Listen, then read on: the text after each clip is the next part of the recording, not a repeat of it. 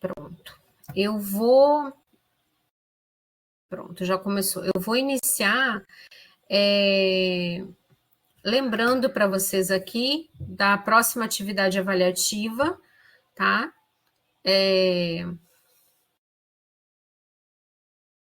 Que se trata de uma produção textual que vocês vão ter, né, aí entre 25 de novembro a 1º de dezembro, para realizar essa atividade em grupos de até 4 estudantes, onde vocês devem elaborar um texto com, no mínimo, 2 parágrafos sobre as relações entre sociedade, cultura e educação na perspectiva do ensino de música, tá? Todos os membros do grupo têm que realizar o envio da atividade, ok? Para garantir, porque às vezes a gente fez em outros semestres, basta apenas um membro enviar, mas às vezes aquele membro tinha uma dificuldade, não conseguia fazer o envio e isso prejudicava o grupo todo, tá? E fica mais fácil na hora da correção para o tutor, para ele não deixar de atribuir nota a ninguém, né? Porque está ali registrado no sistema que a pessoa fez a sua postagem, tá bom?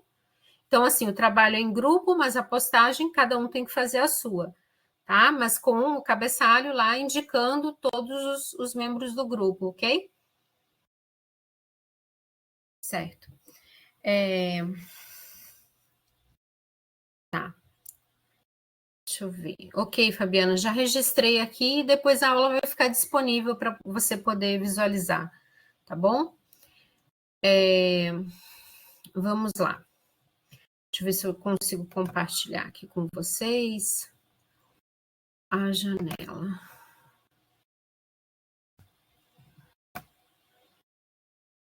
Vocês estão conseguindo visualizar?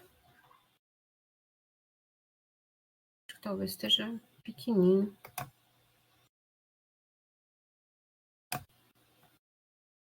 Eu vou precisar que alguém abra o microfone para me dizer que sim ou que não, porque eu não consigo visualizar as 2 páginas ao mesmo tempo. Sim, aqui okay. Sim.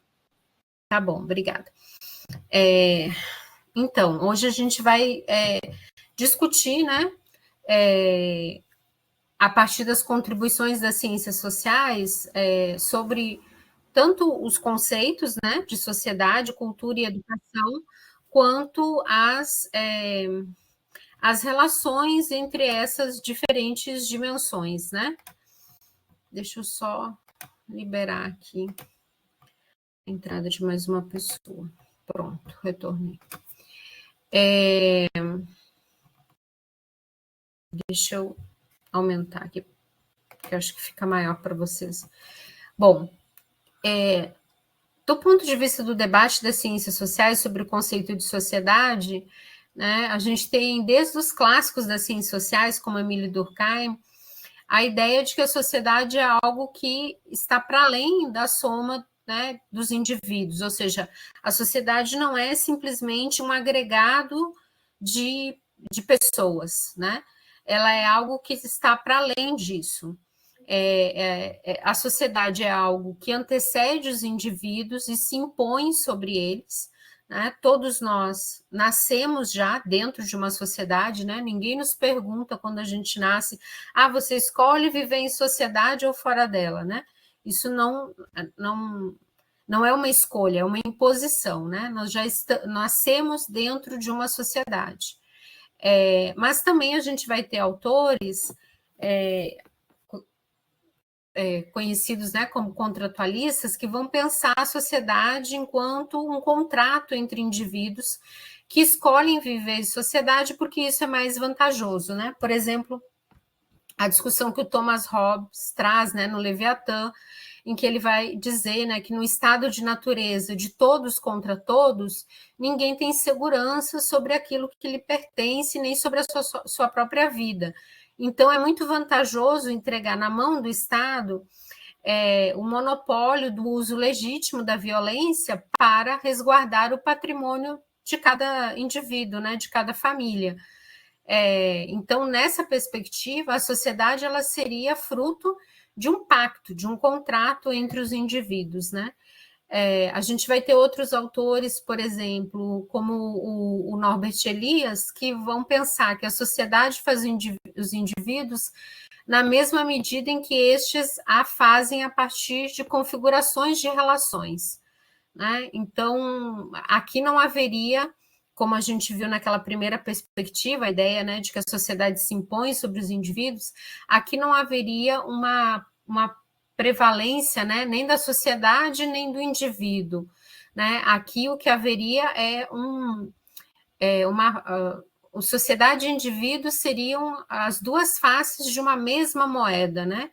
Que compõem essa moeda, que fazem essa moeda ser o que ela é, né? Enquanto o conceito de cultura ele vai ser percebido como tudo aquilo que é preciso que o indivíduo ele saiba para viver em sociedade, né? A gente vai ter algumas perspectivas que vão sublinhar o aspecto mais simbólico da cultura, né, que vai determinar, inclusive, a nossa percepção da realidade, né? Então, por exemplo, a gente vai ter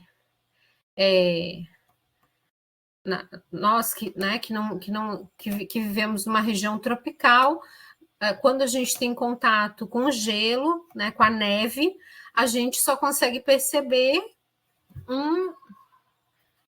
como é que vamos dizer assim, né? Um branco, só branco, né? Sem distinguir ali tonalidades.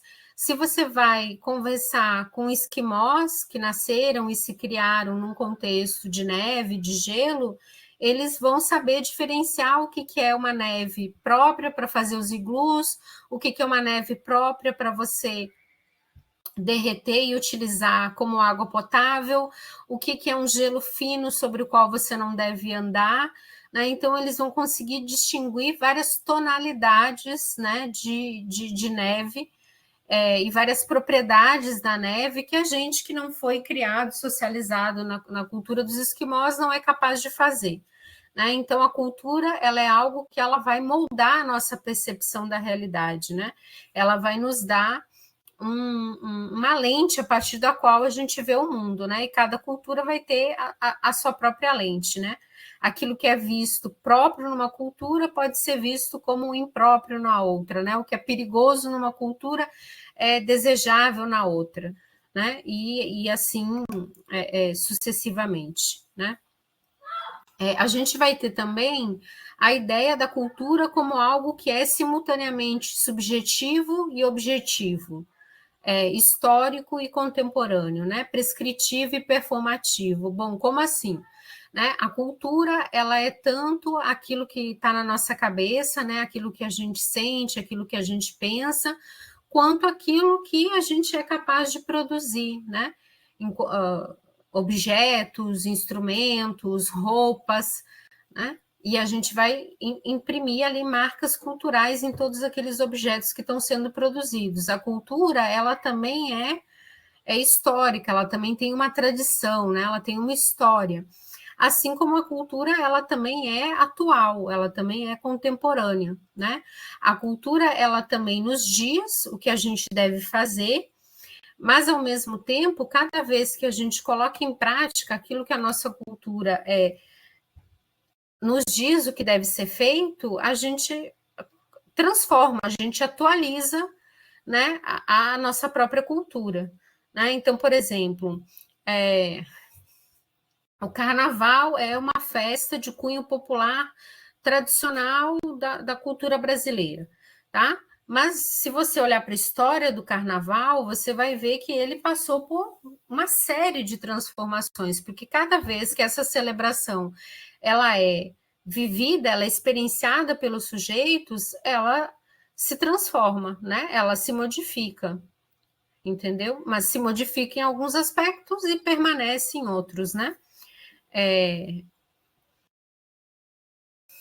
Além disso, a cultura é algo que a gente partilha em alguma medida, de uma forma conflituosa e negociada cotidianamente. Né? Então, por exemplo, nós aqui, né, conversando, fazemos parte da cultura brasileira. Né? mas diferentemente do que os estrangeiros pensam de nós, a gente, vamos dizer assim, nós não vivemos a nossa cultura da mesma maneira que eles nos percebem, né? Então, os baianos não estão vestidos de uma determinada maneira, nem comem só uma determinada comida, nem falam só de um determinado jeito, ou no caso dos brasileiros em geral, né? A gente não samba carnaval o ano todo, nem joga futebol, né? Nem todo mundo joga ou gosta de futebol, entende? Então, o que eu estou querendo dizer é que a cultura é algo que a gente compartilha em alguma medida e vai haver zonas de conflito, zonas de tensão, né? Zonas de diferença aqui nesse caso, né? Daquilo que se compartilha ou não culturalmente. Tanto quanto a gente olha, né, para a diversidade interna brasileira, a gente percebe isso, né? Que a gente vai ter vários, por exemplo, na questão da alimentação, né? A gente vai ter vários pratos em diferentes regiões do Brasil que utilizam tanto a mandioca quanto o milho, mas são feitos de diferentes maneiras, né? E vão produzir pratos diversos que vão ter nomes diferentes também, né? Às vezes até a mesma forma de preparo, mas a forma de denominar é diferente de uma região para outra, né? Então, o que eu estou querendo dizer aqui que é isso, que a cultura é algo que é partilhado em alguma medida, mas também é algo que às vezes é motivo de conflito, motivo de tensão, motivo de divergência, né? A contribuição das ciências sociais para pensar a educação, como a gente viu, né, na última aula, remonta aqui a ideia da educação enquanto processos de ensino e aprendizagem formais e informais, ou seja, que não estão restritos à instituição escolar, né? Que não estão restritos a uma instituição de ensino. Então, é possível ocorrer, né? A educação fora da escola, né? Gente, eu vou pedir para vocês controlarem a abertura do microfone, viu? E se precisarem fazê-lo, levantem a mãozinha, por favor, porque senão vai dar essa cacofonia aí. Então, a gente vai ter, né, esse processo de ensino-aprendizagem tanto dentro quanto fora da escola, mas esse processo de ensino e aprendizagem ele vai ter dinâmicas particulares, normas, atores e espaços específicos. Ou seja, a educação ela não acontece de qualquer jeito, em qualquer lugar, envolvendo qualquer pessoa, né? Não é bem assim. Mesmo no caso de processos de ensino e aprendizagem informais. A escola é a instituição por excelência da educação formal, mas mesmo nela, né, na escola, não acontece só isso, acontecem várias outras coisas, né, e se travam inúmeras outras disputas acerca de visão de mundo, de narrativas hegemônicas, a questão da pedagogia da nação, né, ou seja, de aprender o que é, quais são os símbolos da nação, o que é ser brasileiro, por exemplo, né? Dentre outras questões que estão relacionadas às relações de classe, raça, etnicidade, gênero e religiosidade. Né? Porque é isso. Nos contextos, né, dos processos de ensino e aprendizagem, a gente vai ter as mesmas questões que permeiam a sociedade como um todo. Né? Então, se a gente vive numa sociedade que é extremamente desigual, né, e que tem uma série de hierarquias de classe, de raça, de gênero, isso também vai perpassar os contextos de ensino e aprendizagem. Né? Um outro aspecto também, né, é de que quando a gente discute a questão da cultura, né, a gente tem que pensar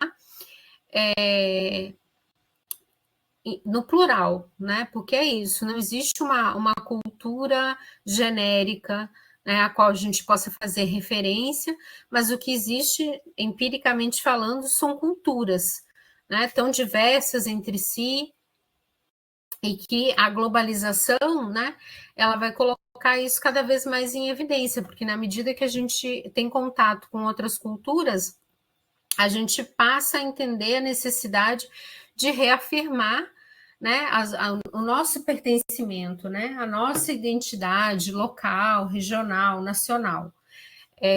A gente vai ter também outros aspectos, né, que afetam a dimensão cultural, que é essa questão do tempo que nós vivemos, né? E que aí, do ponto de vista do debate das ciências sociais, a gente vai ter uma certa, vamos dizer assim, um certo dissenso, né?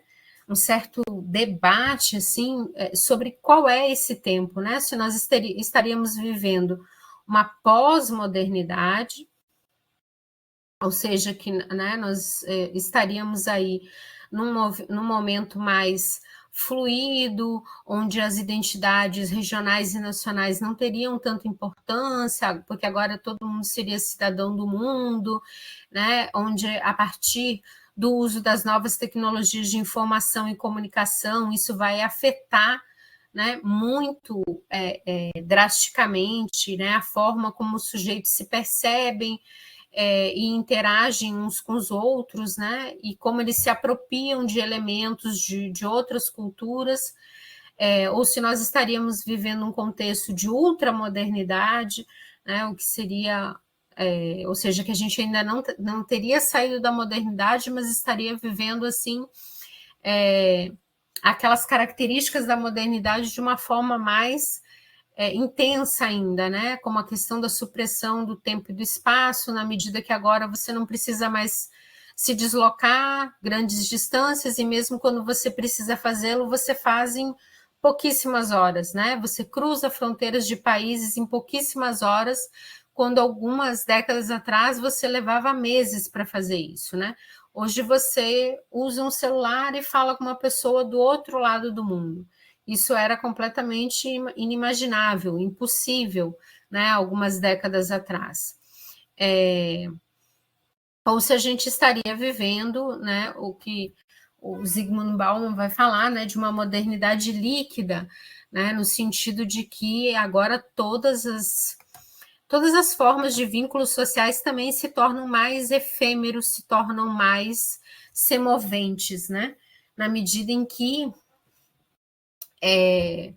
você pode terminar um relacionamento por mensagem de WhatsApp, né? Sem precisar enfrentar a pessoa cara a cara. Você pode brigar com alguém por mensagem de texto, né? Você pode ser um hater nas redes sociais, né? E dizer coisas horríveis para outra pessoa de forma anônima. Né? Então, isso vai ter um impacto na forma como as pessoas se relacionam e como elas se apresentam para o mundo. Né? Então, tudo isso afeta, né, a nossa vida em sociedade e afeta as concepções, os valores, as ideologias que permeiam as culturas nas quais nós estamos inseridos.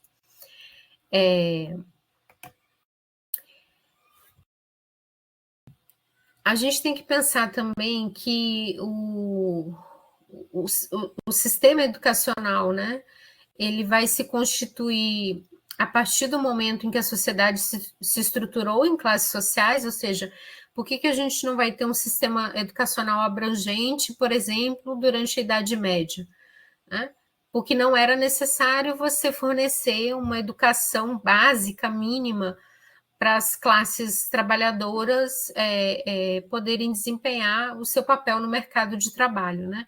Então, o sistema educacional, como a gente conhece hoje, ele emerge no contexto aí da modernidade, da instituição de uma sociedade de classes, né, onde você precisa alfabetizar e você precisa fornecer um conjunto mínimo aí de conhecimentos para que as pessoas possam atuar no mercado de trabalho, né? Inclusive, se a gente se debruça sobre a história dos sistemas educacionais, né, que tiveram vigência aqui no Brasil, a gente vai perceber um pouco isso, né? Como, via de regra, essa educação ela se apresentava sempre para poucos privilegiados, né? Geralmente era uma educação de cunho religioso, né? Que estava sempre vinculada a uma orientação religiosa, né? Vai levar muitos anos para que se torne uma educação laica e que se torne uma educação de fato de cunho universal, né? Ou seja, de ampla acessibilidade, né? Voltando aqui, a outra questão também, né, de que vão ser os interesses e as necessidades, né, da burguesia, da classe social dominante, que vão passar a delimitar o campo da educação, na medida em que também passam a servir para essa dominação social, né, de poucos sobre muitos. É por isso que durante muito tempo a gente vai ver nos livros, nos materiais didáticos, uma visão sobre a realidade social que coloca, né, como algo desejado, como algo que vamos dizer assim, uma meta, né, aquilo que é a experiência desses grupos dominantes, né? Então é por isso que a gente vai ter crianças do meio rural sendo educadas com material pedagógico que faz referência principalmente à experiência urbana, né? E industrial. Então, e que durante muito tempo não vai valorizar, né?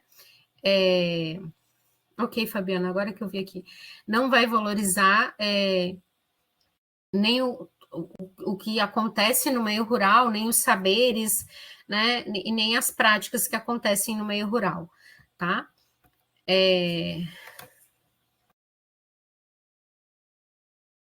A escola, então, né, ela surge em grande medida, né, a partir dessa ideia de que a dominação militar e política não surtia mais os efeitos desejados, né, nas sociedades, que tornavam-se cada vez mais complexas e multifacetadas. Então, agora era preciso se criar um aparato de dominação ideológica e intelectual, que nesse caso, né, seria a escola e o sistema educacional em geral como seu ponto de apoio, né?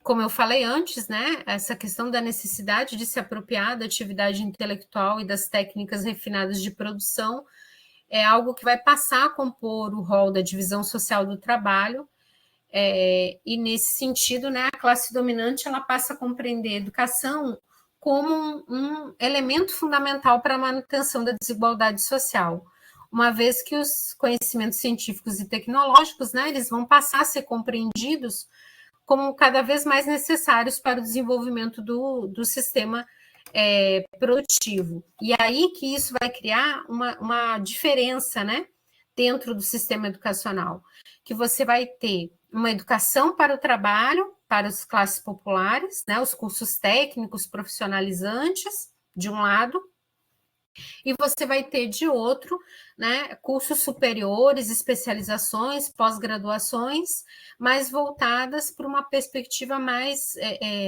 erudita, né, de alta tecnologia, de alta ciência, né, como a gente chama, que aí estaria muito mais direcionada para a nossa própria elite, né, para os nossos grupos privilegiados, entendeu? E hoje em dia todo embate que existe, né, e que vocês são parte desse processo, que o embate de expansão do sistema universitário e de interiorização do sistema universitário brasileiro, das universidades públicas, né, ele tenta romper um pouco com essa lógica, né, colocando à disposição para aqueles que historicamente foram alijados desse processo, né, mas colocando à disposição deles a oportunidade de fazer um curso que antes era impossível, né, que era inviável, porque isso significava mudar de cidade,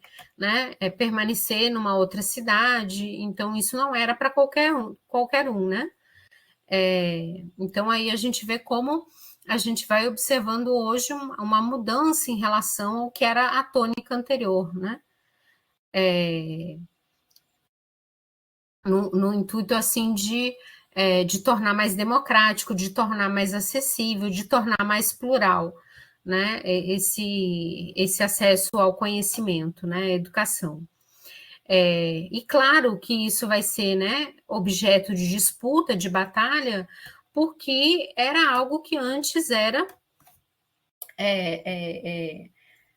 um monopólio, né, dos filhos da elite, né? Então, claro que eles não querem cotas para egressos de escola pública ou cotas raciais nos cursos de medicina, direito, né? Administração. Por quê? Porque quando você olhava lá, né? Se a turma tinha 50, 100 vagas, e 50, 100 vagas, de onde é que vinham esses estudantes? Né?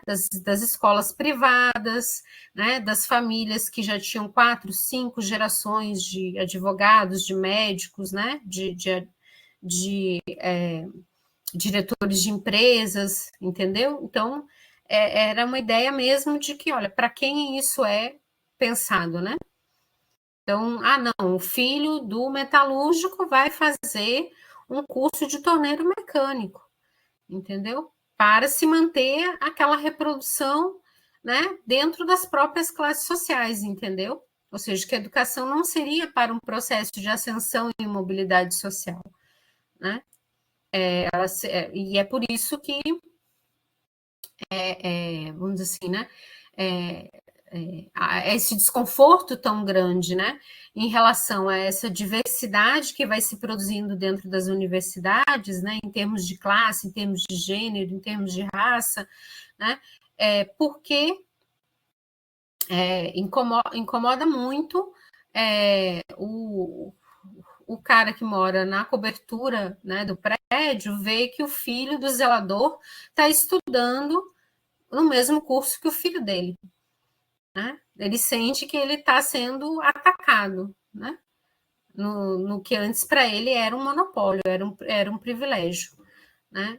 Então, é muito interessante como essa abordagem, né, a partir das ciências sociais, permite a gente perceber, né, a educação e os sistemas educacionais, não só a partir da lógica de processos de ensino e aprendizagem, mas também a partir de todas essas intencionalidades, projetos, né, e relações de poder que permeiam a nossa sociedade como um todo, né? E que se a gente fosse pensar, né, por exemplo, do ponto de vista aí da música, né, a gente vai perceber como o acesso, né, a uma educação musical, por exemplo, é privilégio de poucos, né? Como isso não está garantido no currículo básico da maior parte das instituições de ensino, né? E como isso seria importante, como isso seria relevante numa perspectiva de uma educação humanitária, né? No sentido assim, não de uma educação que prepara apenas para o trabalho, mas de uma educação que permite o sujeito cultivar a si mesmo, né? E adquirir competências mínimas para poder discernir, né? Não só em relação a uma produção musical, mas, por exemplo, em relação a uma obra de literatura, né? Ou a uma obra de arte, né? Sim, Natália, pode falar. Agora eu fiquei com dúvida se eu levantei esse ponto foi na atividade da senhora, se foi na atividade de ensino à distância, porque meio que toca um pouco no assunto. Uma coisa que eu estava observando lá na escola que eu estou estagiando é em relação. Sua mão foi em relação, assim, as professoras, tem algumas professoras lá que elas estavam dizendo que quando elas ingressaram no ensino público, que elas só tinham apenas um negocinho chamado, eu sempre esqueço o nome, que que a pessoa dá aula de várias séries ao mesmo tempo para o ensino infantil. Multisseriada? Não, não é pedagogia, não, Aceleração? Tipo uma aceleração? Alguma coisa assim? Não, é uma coisa que Magistério. hoje em dia não tem mais. Magistério. Isso, elas falaram que elas só precisavam ter do magistério. Aí, estava rolando uma conversa sobre essa questão do magistério. Aí eu estava notando que boa parte do corpo docente da escola é composto por professores que vieram do ensino particular e que eles têm doutorado, tem não sei o que, tem não sei o que lá, aquela coisa toda. E, tipo assim, eu fiquei pensando, antigamente bastava, não sei, né? Eu também tô leiga ainda um pouco, mas pela conversa foi isso. Bastava você ter um magistério para você começar a ensinar, que foi isso que elas disseram, que tem uma mesma que tem 20 anos de sala de aula, e ela começou assim, com o magistério, e que outra professora, inclusive mais velha, foi professora dela, e depois se tornou professora concursada com a faculdade de outra disciplina. Aí é para você ver, as pessoas que conseguiam fazer o magistério naquela época eram pessoas de família que tinham uma condições financeiras para pagar o curso de magistério. E hoje, os professores que estão nas cadeiras das disciplinas também são professores que vieram, pelo menos assim, vamos dizer que tem 10, vamos dizer que 6 são filhos de escola particular. Aí tem essa questão do ensino, desse acesso que a gente tem agora pelo EAD e tudo mais.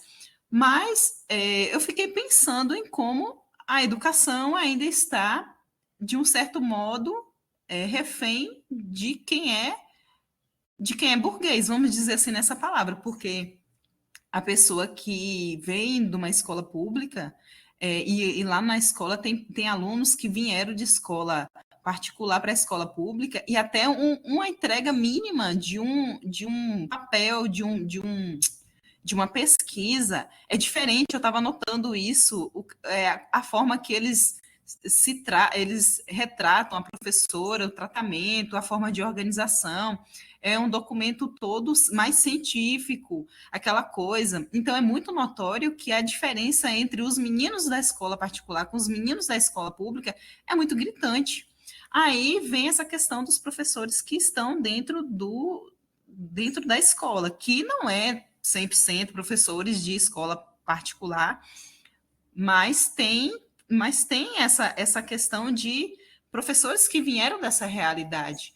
Aí eu fiquei pensando, antes a pessoa precisava de um magistério, que naquela época era uma coisa de pessoas que tinham uma certa condições financeiras.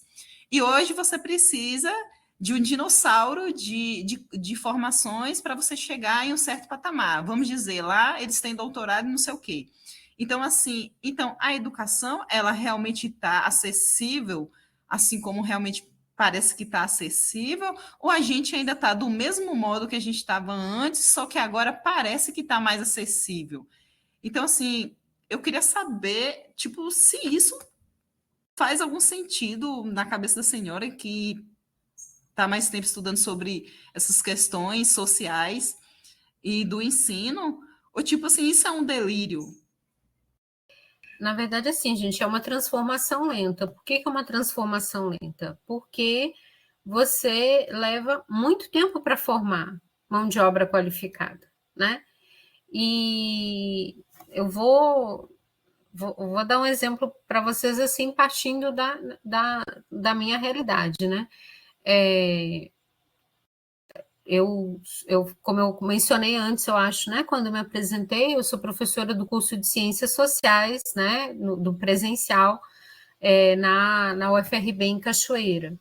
Nós temos em torno ali de mais ou menos uns 20 professores, né, ligados ao curso. Mas também ofertamos disciplinas para os outros cursos do centro, né? É por isso que somos um grupo grande. Mas, assim, a maior parte de nós né, tem esse perfil que você está falando mesmo, né, que é o perfil historicamente constituído, ou seja, de pessoas que os pais tinham ensino superior e que seguiram, né, o mesmo caminho, que tiveram essa oportunidade de estudar, né, fazer cursos diurnos, se dedicar a uma pós-graduação e assim sucessivamente. São poucos de nós, e eu me incluo, né, nesse caso, que tem esse histórico de ser egresso de escola pública, de ter trabalhado durante toda a graduação, que foi o meu caso, eu trabalhava durante o dia e fazia a graduação durante a noite. Eu só fui, entre aspas, me dedicar integralmente aos estudos na pós-graduação com a bolsa, né? E só porque, enfim, ela equivalia ao que eu receberia no mercado de trabalho na época. Tão baixa era a minha remuneração, porque a bolsa está tão defasada em relação ao. Agora ela deu uma reajustada, mas ela estava há anos aí, né? Defasada. Mas, enfim, mas o que eu estou querendo dizer é que esse perfil que eu tenho não é um perfil usual. Né? A maior parte dos meus colegas eram isso, ou eram filhos já de professores universitários, ou eram filhos de pessoas que tinham diploma, né, do ensino superior, profissionais liberais e tal. Era uma outra realidade, né? E que, obviamente, que isso facilitava, né? Você continuar estudando, enfim, e tal. Mas assim, é o que eu falo para vocês, é uma realidade que vai se transformando aos poucos, na medida em que muitos de vocês vão se formando, vão buscando colocação no mercado de trabalho e vão se inserindo nessas instituições. É uma mudança lenta e gradual. Pode falar, Natália. Eu sei lá, eu acho que eu não vou saber organizar o que eu estou pensando para falar, não. Deixa quieto. Obrigada. Mas assim, não é uma transformação de um minuto para o outro, ela não é radical, até porque hoje nós estamos vivenciando. Os componentes a gente estava vendo, tem coisas que é de 1900 e quando eu nem existia ainda, e as coisas continuam do mesmo jeito até hoje, 2024. A transformação é lenta, gente. Tanto é que assim. Aí não tá lento, não, professora, pelo amor de Deus, a internet caiu há muito tempo, porque não está carregando, não. Pois é.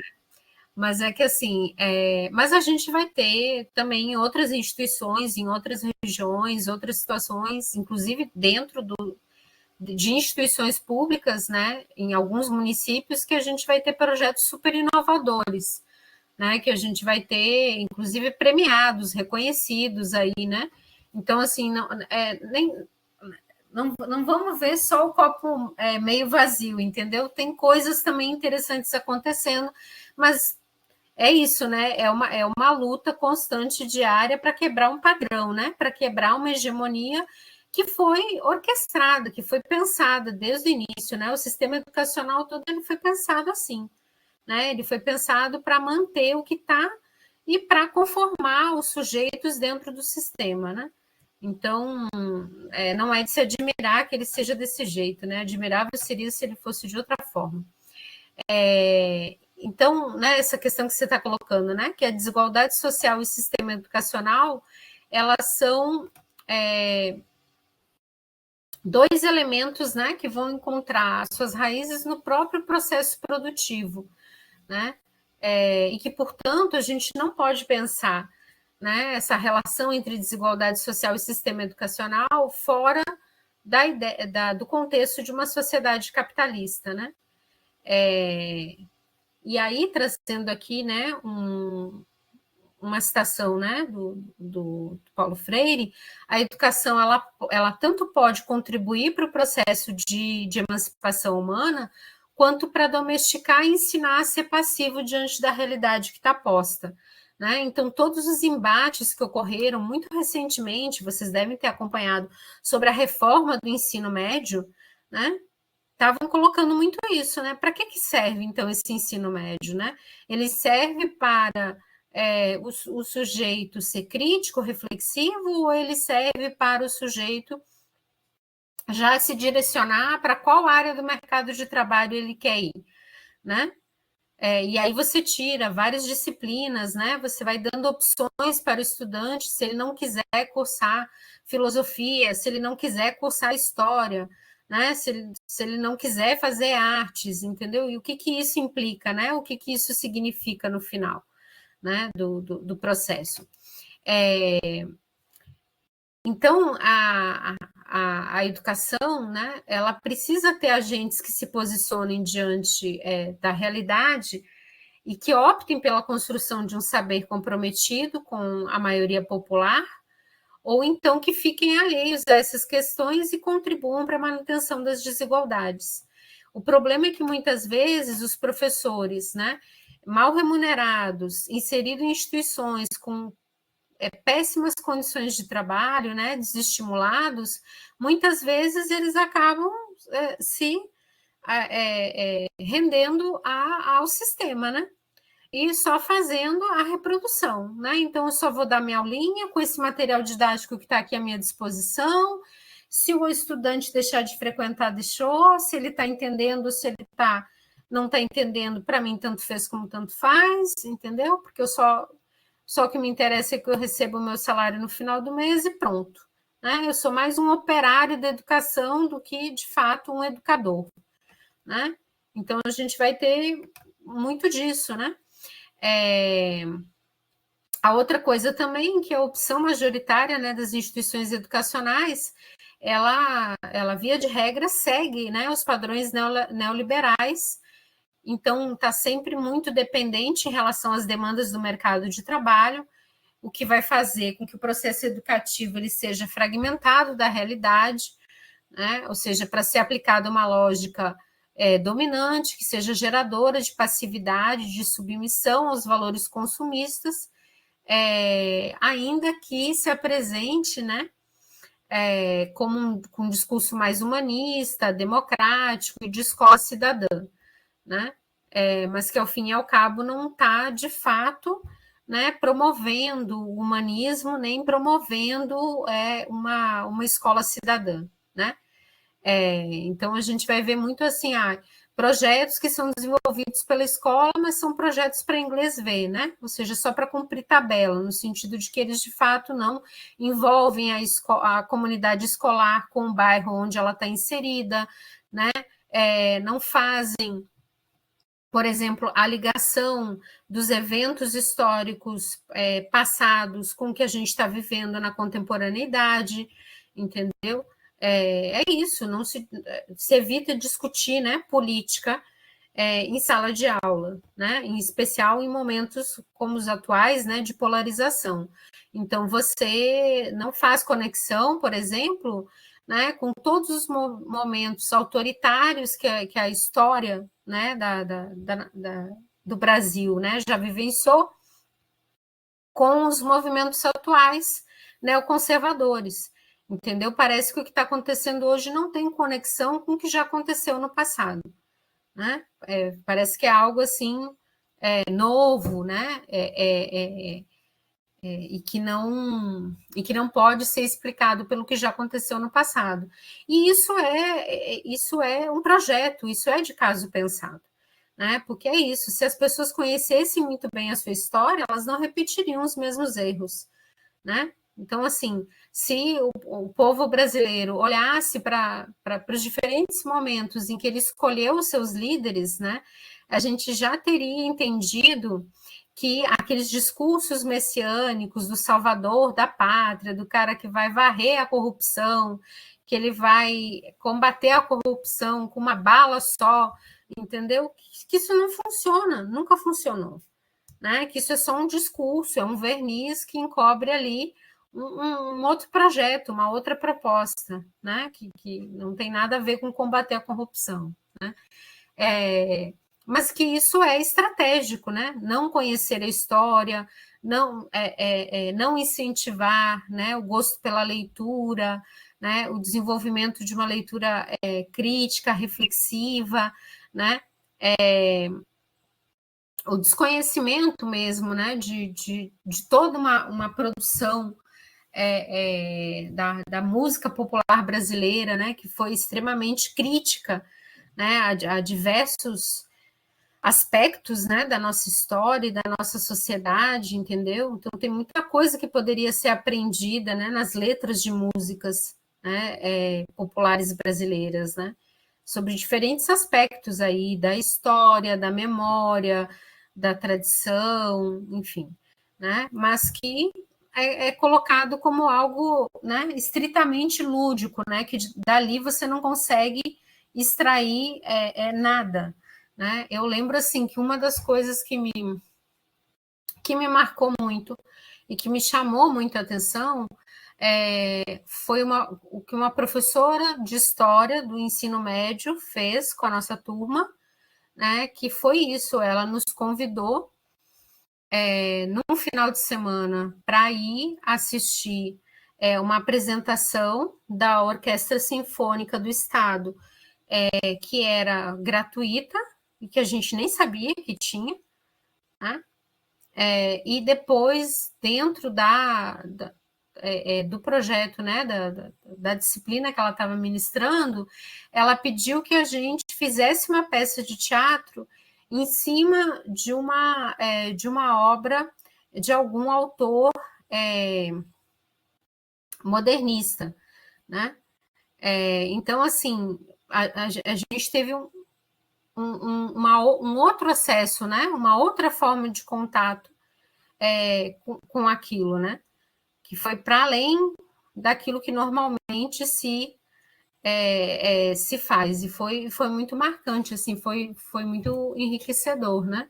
A forma como ela tinha essa visão mesmo, né? De que através da arte, da literatura, do teatro, da música, a gente poderia também aprender, né? Coisas que seriam importantes. Mas que era uma exceção, né? Ela era uma exceção à regra, né? Sim, Natália, pode falar. Ô, professora, desculpa, mas na elaboração do texto que a gente vai fazer em grupo, cada um vai colocar a sua opinião, ou tipo assim, ele tem que ser um texto redigido com a opinião dos quatro em relação ao tema, sem ter essa divisória ideológica de quem é quem que está falando no momento. Gente, o trabalho em grupo, vocês têm tanto a opção de construir um texto conjunto, como vocês podem fazer uma divisão aqui, de que cada um construa um parágrafo, mas dentro de um texto que seja coerente. Aí fica de critério de cada grupo como é que funciona melhor para vocês produzirem, né? Hoje a gente tem, por exemplo, a ferramenta do Google Docs, que vocês podem ir fazendo textos coletivamente, né? Um vai enxergando o que o outro vai agregando ao texto, né? E vocês vão fazendo isso a quatro mãos, sem problema nenhum. Sim, Lucivanda. Professora, boa noite, colegas. Eu estou com uma dúvida aqui na atividade da senhora. Já foi feito, porém, tem o fórum, não é isso? Deixa eu abrir aqui para me mostrar a senhora. Tem o fórum, atividade avaliativa, tem o fórum. Quando a gente abre o fórum, é a mesma coisa da produção textual, então os dois estão iguais, quando deveria ser um fórum e a produção textual. Então, estão iguais. Eu queria saber da senhora o que a gente faz aqui, porque os dois estão iguais, só muda o título. Entendeu, Pro?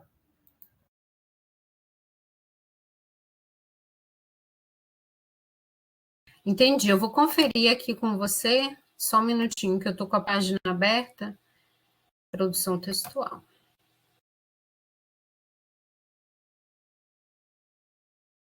Não, gente, quando eu clico aqui em produção textual, vem antes do fórum de dúvidas, tá? A produção textual está aqui. A atividade consiste em formar um grupo de até 4 estudantes para a elaboração de um texto com no mínimo 2 parágrafos sobre as relações entre sociedade, cultura e educação na perspectiva do ensino de música. Aí está o prazo e a nota. Certo. Agora, quando abre o fórum, é a mesma coisa. Aqui, para mim, é a mesma coisa. É tanto que eu coloquei a mesma atividade, porque é a mesma coisa. Não, gente, aqui para mim, eu tô no AVA, e aqui para mim, o fórum é a elaboração de exemplos sobre conceitos e contribuições da sociologia e antropologia, o fórum. Não é a mesma coisa que para mim. Agora, não, para no meu está igual, a mesma coisa que está pedindo o fórum. aí a gente teria que ver com a área técnica o que está acontecendo, por que vocês estão visualizando assim. Porque quando eu formatei e agora quando eu visualizo separado. Tem alguém mais que pode entrar no AVA e conferir, gente? Para ver se é só a Lucivanda que está vendo assim? Eu estou acessando o meu AVA aqui e o meu fórum está indisponível. O meu Opa, fórum está como o que eu coloquei aí no chat. é porque o fórum tá na trilha 1 e a outra na trilha 2.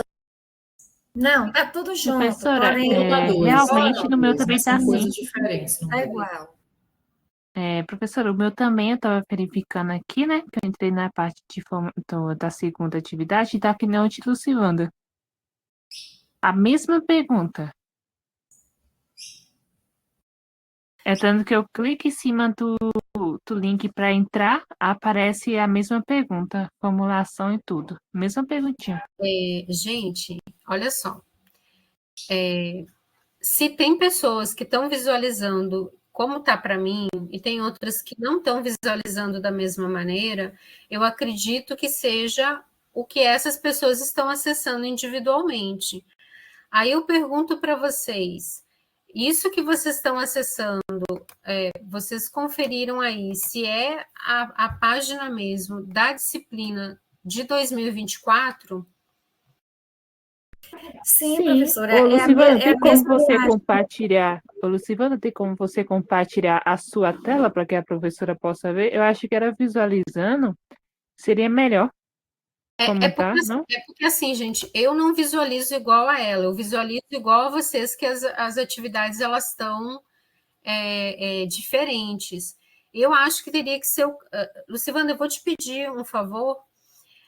Vocês têm como fazer assim, ó, não só a Lucivanda, tá? Quem mais? Eu estou baixando as mãos de vocês só para passar a orientação primeiro, e se vocês não se sentirem contemplados, aí vocês voltem a levantar a mão, gente. Se tiver mais gente que estiver vendo da mesma maneira, tá? A mesma prescrição lá do fórum para produção textual, vocês façam um print da tela, ok? E lá no AVA tem como vocês acessarem a,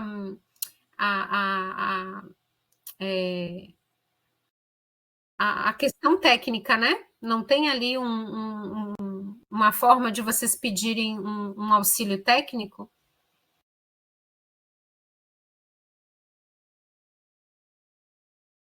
Porque a minha sugestão era que vocês enviassem, né, esse print, porque é um problema no acesso de vocês, porque No os meu outros caso, colegas no estão meu vendo. fórum não aparece nada. Então, o fórum deveria não estar aparecendo nada? Ele nem disponível não está. Está indisponível. Assim, tecnicamente, como encerrou o período do fórum, gente, ele não deveria estar mais disponível para vocês postarem mesmo, entendeu? Está falando Mas fórum da trilha 2. Eu estou falando da fórum da trilha 2. Não é não? não, é o Não, fórum de não. dúvidas. Na trilha 2 só tem o fórum de dúvidas, não tem fórum de Pois é, atividade. o fórum da trilha 2 está indisponível. Deixa eu ver o É a fórum da trilha 1, trilha 1. Natália. É a trilha 1 que o fórum está igual à produção textual, a mesma Da questão. trilha 2, né? Trilha 1. Então, gente, eu ia pedir isso. Vocês fazem o print. Se vocês pelo AVA, deixa eu olhar aqui no AVA se tem alguma forma de mandar. Senão, eu vou pedir que o Décio repasse isso para o pessoal da área técnica. Peraí. Deixa eu ver aqui se tem.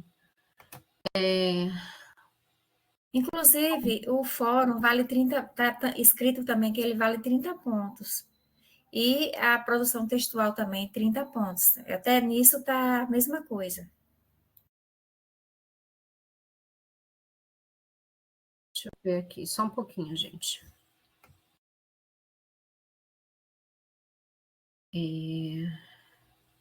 Deixa eu ver se tem como pedir assistência técnica aqui. Acho que não. Direto aqui no AVA, acho que não. Eu também vi isso, o meu também está assim. É tanto que eu respondi pelo fórum, na trilha 1. Tem dois fóruns, um de resposta que eu respondi e um de tira dúvida, que está indisponível. Tá, gente, eu vou pedir, então, que vocês façam isso. Vocês façam, tá? Os prints, tipo assim, em caráter urgente. Vocês fazem isso amanhã, enviam para o Décio, tá? Para o tutor. E peçam para ele e passem para ele a matrícula de vocês, porque aí o pessoal que cuida, né, da parte técnica vai ver o que está acontecendo, porque assim, eu fiz a formatação da página direitinho, como tinha que ser, por isso que tem gente que está visualizando como ela está.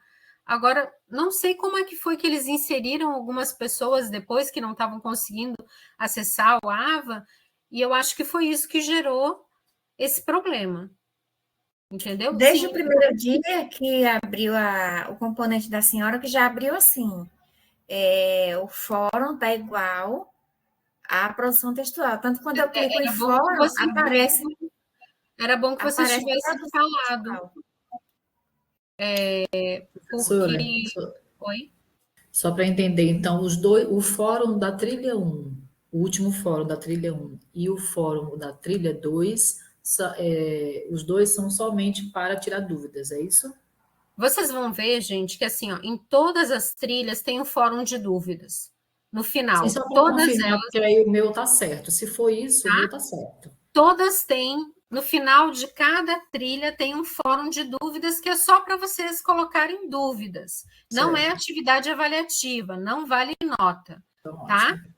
O fórum que vale nota é aquele que tem lá o texto que diz que vale nota e tal, entendeu? Então, eu enviei o meu texto de 2 parágrafos no fórum. Então, ele está valendo ou eu tenho que mandar em PDF? Porque, para mim, agora nem aparece mais a área de envio de PDF. Só aparece a área de fórum. Então, você não enviou no fórum de dúvidas, Natália? É essa pergunta que eu estou fazendo para você. Não, lá tem 2 fóruns. Um da atividade e um de tira dúvida. Você mandou no fórum da atividade. Isso, tá lá pedindo atividade direitinho, eu enviei lá. Tem um bocado de postagem lá. Tá, é lá que tem que ficar. Então, pronto. Tá no correto, não tem problema.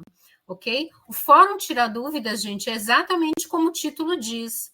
Fórum para tirar dúvidas em relação ao quê?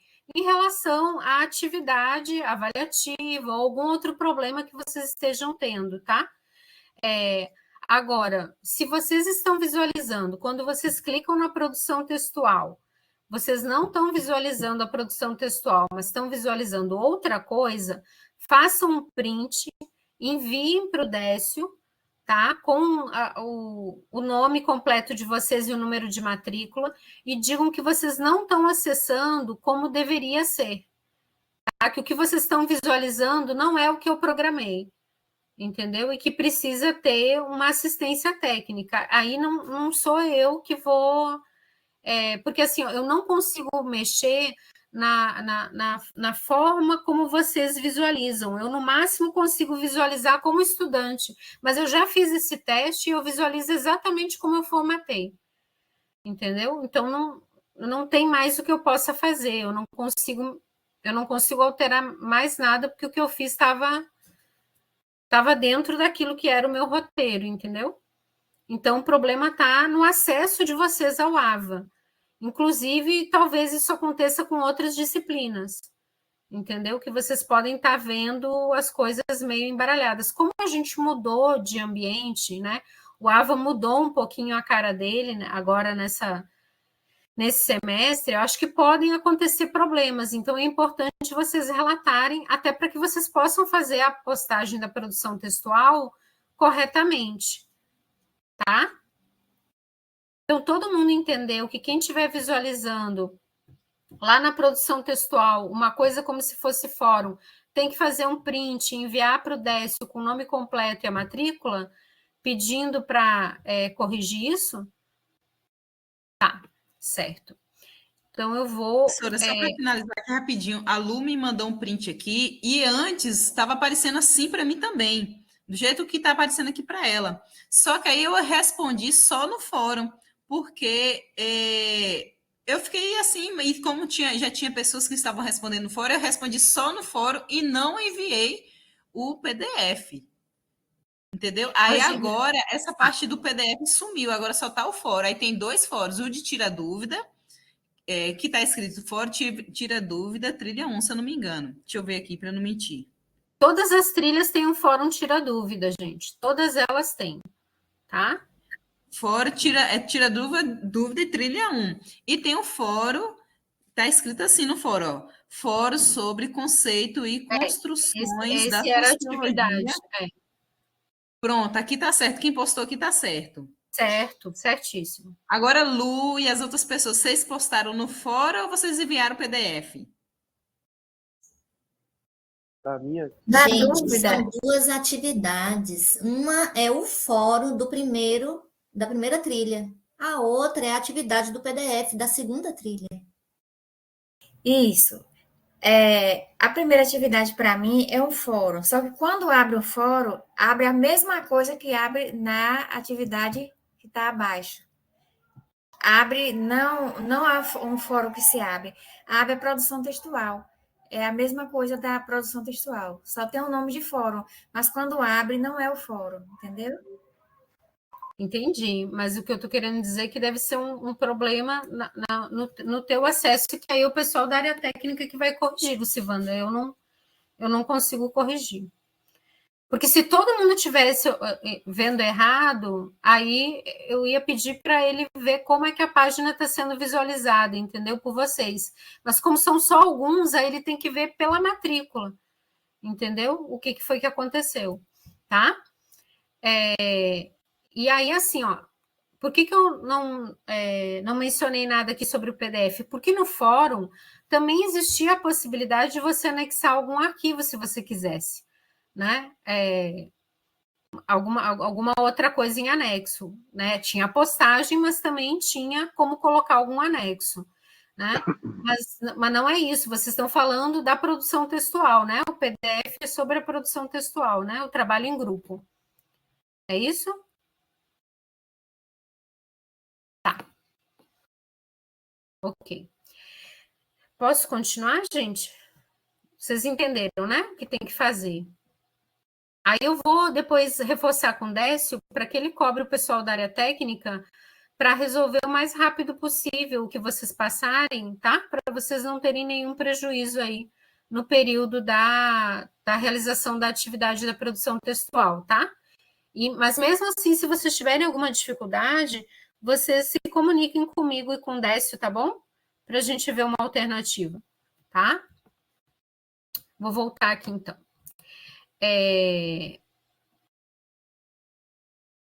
Então, o que seria, né, portanto, a contribuição dessa educação emancipadora, né, que a gente estava falando anteriormente? Seria justamente o que eu estava comentando antes com vocês, né? Que a educação, ela poderia trazer um olhar crítico sobre a sociedade, né? A nossa sociedade capitalista, analisando ela como um sistema de classes, na busca, né, de fomentar algum tipo de consciência acerca do papel político e econômico que a maioria da população exerce nessa sociedade, né? Isso faria com que a gente não teria uma distinção, né, entre teoria e prática, educação e sociedade, né? E que a gente pudesse, de fato, estabelecer aí uma relação muito mais orgânica, né, muito mais efetiva com os segmentos oprimidos da população, assim como fomentar essa consciência sobre as necessidades, né, e as tarefas futuras da classe trabalhadora. E como eu mencionei antes, né, pelos exemplos que eu trouxe, existem brechas na atividade docente que possibilitam a construção de um processo crítico do conhecimento da realidade, né? Mas para que isso aconteça, é preciso que os próprios agentes educacionais eles tomem consciência acerca do papel que eles exercem, né, nessa sociedade e das condições atuais do trabalho docente. Ou seja, entender que a precarização das condições de trabalho, que a falta de formação qualificada, né, que tudo isso é um projeto de fato, né, para sucatear essa educação que é fornecida para a maioria da população. E que a gente não pode, vamos dizer assim, se acovardar, né, diante disso, né, que a gente precisa avançar cada vez mais. Então, por exemplo, eu estou no momento desenvolvendo uma pesquisa, né, numa comunidade quilombola que é de Mutexi-Acutinga, e nós, em diálogo com a escola municipal, né, que existe no lugar, nós realizamos uma oficina com os estudantes para trabalhar a questão da identidade e dos conhecimentos tradicionais da comunidade, justamente na ideia de fazer aqui uma troca, né? Ou seja, na medida em que a gente está pesquisando na comunidade, mas que a gente também está ali ajudando a escola a poder fazer novas dinâmicas, produzir, né, novos debates com os seus estudantes, para além daqueles que eles têm realizado com o material didático que eles têm disponível, né, para trabalhar essas questões identitárias, visto que eles atendem ali, né, estudantes quilombolas. Essa proposta, né, de uma educação emancipadora, que vai englobar alunos, professores e qualquer outras pessoas, né, que optem pela transformação social, né, implica aqui no entendimento da sociedade sob uma perspectiva dessas tensões que são expressas, né, pelas desigualdades sociais que perpassam ela, né, que constituem ela, né, ou seja, a gente não pode ser ingênuo de achar que o conhecimento ele é neutro, que ele é desinteressado, né, ele tem, vamos dizer assim, interesses por detrás, né? Essa ideia do próprio conhecimento se apresentar como neutro e desinteressado é por si só uma estratégia, né? Justamente para não mostrar toda a carga ideológica que está por detrás, né? Ou seja, a forma como a história é contada ou como determinados segmentos da população não aparecem, né, nos livros, né? A sua história não é contada, a sua contribuição não é valorizada, né? Tudo isso tem um porquê, tem uma razão, né? Então é preciso que a gente tenha aí uma posição mais crítica, uma posição mais reflexiva, né? E mais instigante, de fato, e que dialogue com a realidade, né, dos estudantes. Então, a proposta é que vocês, nessa produção textual, né, nessa atividade avaliativa, vocês, de fato, façam uma reflexão como, a partir da praxis de vocês mesmos, né, do ensino da música, é possível pensar essas relações entre educação, cultura e sociedade, né? Então, assim, eu não estou pedindo aqui para vocês, né, discutirem teoricamente quais são as relações entre cultura, educação e sociedade. Eu trouxe hoje aqui na aula para vocês as contribuições das ciências sociais, né, mais para municiar vocês, mas a ideia é que vocês partam da própria experiência concreta de vocês, né, para pensar isso, ou seja, como é que eu posso, a partir do ensino da música, refletir sobre essas relações, né, entre educação, cultura e sociedade, né? O que isso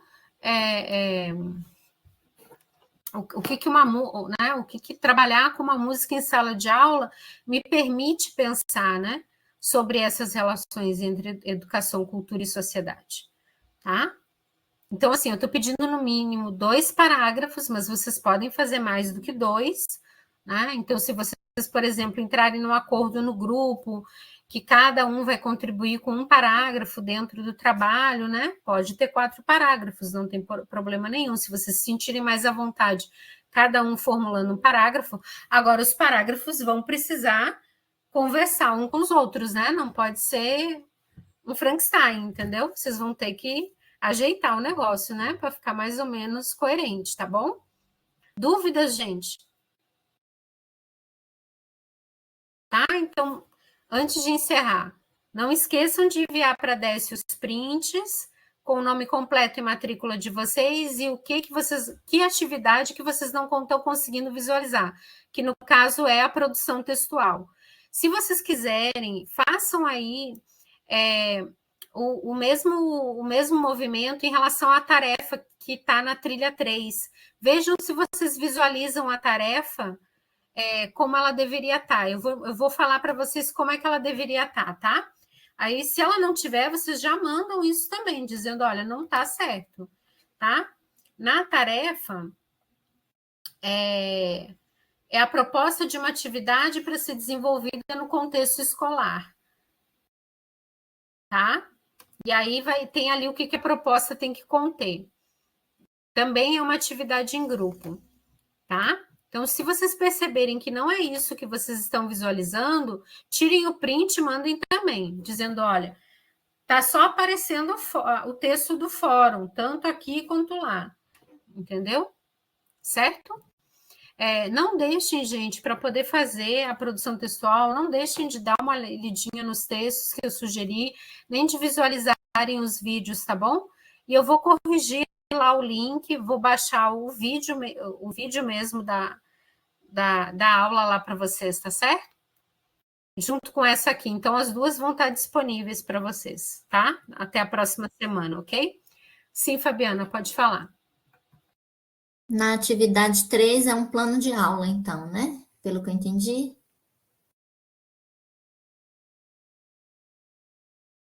É uma aula ou uma atividade que vocês vão propor para os estudantes, entendeu? Uma dinâmica, alguma coisa que eles tenham que fazer.